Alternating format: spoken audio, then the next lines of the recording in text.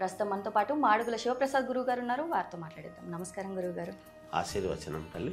గురుగారు, చాలా మంది ఈ మధ్యకాలంలో రుద్రాక్షలు ధరిస్తున్నారు. మరి ఈ రుద్రాక్షలకున్న విశిష్టత ఏంటి? అసలు ఏకముఖ రుద్రాక్షను ఎవరు ధరించవచ్చు అంటారు? శ్రీ మహాగణాధిపతయ నమః.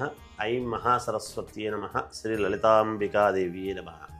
అమ్మ, ఏకముఖి రుద్రాక్ష ఎవరు ధరిస్తే మేలు జరుగుతుంది అనేటువంటిది అన్నప్పుడు, ఒక ఇష్టి నెరవేరటానికి, అంటే మామూలుగా ఎవరంటే వాళ్ళు ధరించేటువంటి దానికి ఉండదు ఏకముఖి.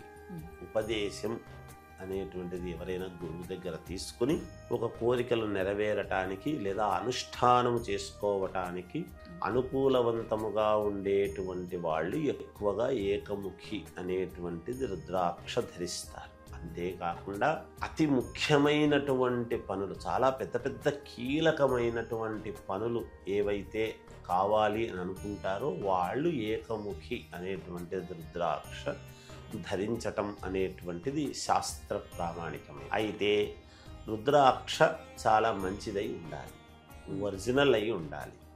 అది